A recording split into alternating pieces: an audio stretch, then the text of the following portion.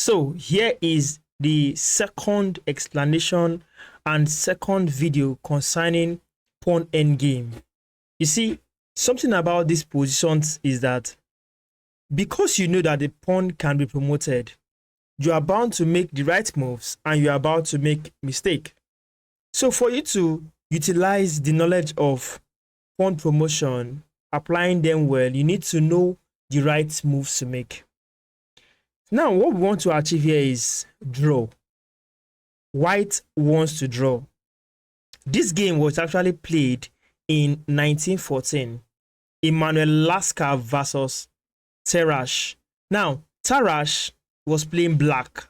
He was overjoyed when he had this position and he was comfortable that at the end of the day, he would win with the black pieces.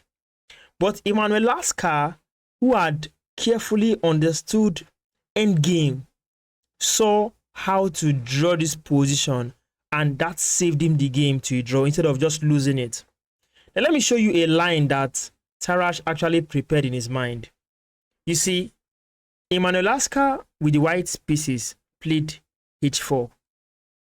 Then, Tarash says, okay, I know how to deal with this. Then he played king to g4. With the king to g4, he's closer to pick the pawn. So that would reduce the armies in Emanuel Lasker camp. So lesser than one pawn. That's fine. So what went on was king to f6. In his mind, this was not played in the game. This is what Tarash said. He said it back then after the game in 1914. He gave his own idea. He pictured this moment. So he said that he calculated only king to f6. When he calculated king to f6, with the intention that after this set of moves, he's going to play this c4. He's not playing black. Tarash is playing black. So he wants to win.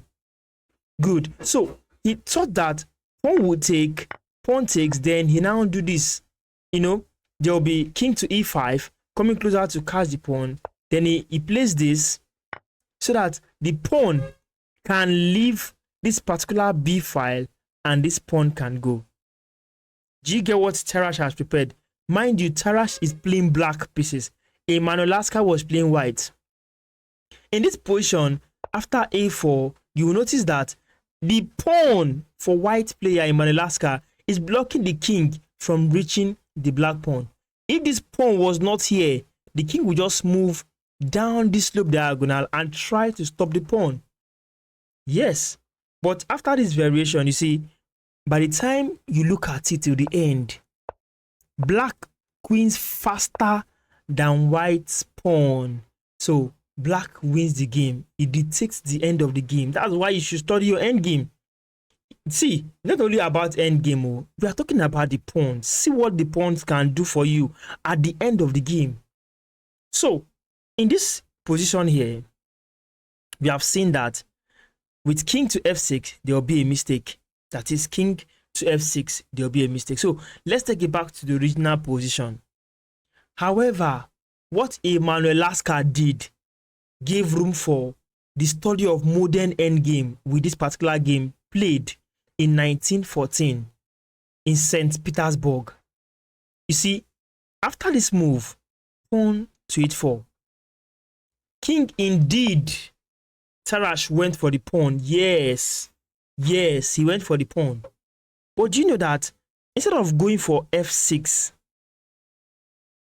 in the actual game, Emanuel Lasker saved this game by playing king to g6. Man, I was just like, what is this? I would have resigned here. Immediately, after pawn push and king nears the pawn, I would have just resigned because these three connected pawns are deadly. See how Emanuel Lasker resolved this game.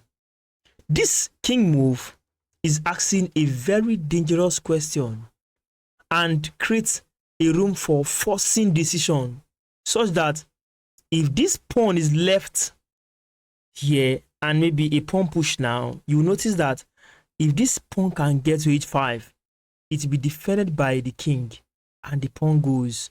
Then Emanuel Lasker will queen a pawn faster than black and he will win. So So black has to make a decision that will make him draw the game, or even at least not give Immanuel what he wants to do. So Tara said, okay, this is now a threat to me. If this pawn gets to h5, I am definitely going to lose this game. So what to do? Then he pushes his king by force. He doesn't want to do it, but he said, okay, I'm going to take this. That is by force. He has forced him to take that pawn. So now, what next? Immanuel played his king to f5, cutting the black king from joining the game, from even having access to his own pawn. Now this king rules the board. Just see. He has taken control of key squares, and that is these center squares closer to the enemy pawns, preparing to chop them off. Tarash tried with king to g3, king to e4. After king to f2, the king is now too far from this pawn. King to d5 nears the pawn. King comes in a way to also kick the king away and still come closer to the white pawns. King takes, king move, king takes, king move, king takes the pawn. This is where pawn takes, king move, and pawn takes secured a draw in this game. If it was you in this position, take it back. Would you have found a move that would have given you a draw, which is king to g6? Is an honest question. Would you have found it, or you would have resigned? What would you have done? I await your answers in the comment section.